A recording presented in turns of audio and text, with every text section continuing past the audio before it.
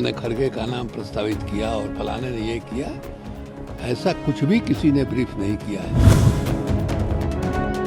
अभी बहुत सारी चीजें हवा में ऐसे ही चल रही हैं। जब तक आधिकारिक रूप से कोई बयान नहीं आता है तब तक हमको लगता है कि उस पर प्रतिक्रिया नहीं देनी चाहिए।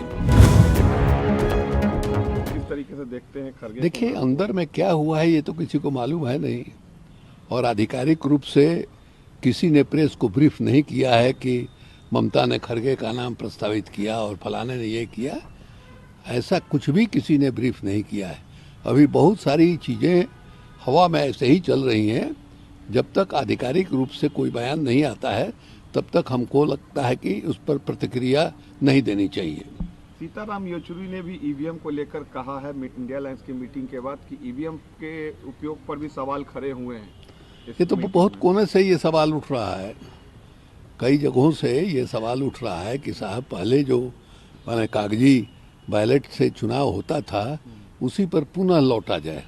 और ये इसलिए हो रहा है कि लोगों को संदेह है, जिस तरह का चुनाव आयोग है, जिस तरह की और सारी एजेंसियां हैं जो निगरानी रखने वाली एजेंसियां हैं, वो तो बिल्कुल माने अजीब ढंग की उनकी हालत हो गई है, बिल्कुल माने जिसमें लगता ही नहीं है कि कोई जान है।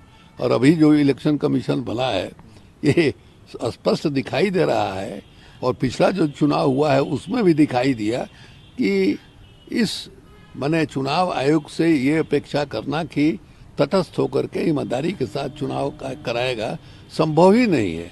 इसलिए लोग चाह रहे हैं कि साहब पुरानी व्यवस्था जो है वो फिर से कायम हो। इंडिया अलायंस की मीटिंग के बाद खड़गे ने भी कहा कि 151 मेंबर को पहली बार पार्लियामेंट के इतिहास में सस्पेंड किया गया है, डेमोक्रेसी को खत्म करने की बिल्कुल सही बात है। बिना अभी जो है पार्लियामेंट की बनावट ऐसी हो गई है कि मैंने विरोधी दल जो है गायब है पार्लियामेंट से। इसका मतलब कि लोकतंत्र ही गायब है। विरोधी दल के बगैर जो है लोकतंत्र की कल्पना क्या हो सकती है साहब।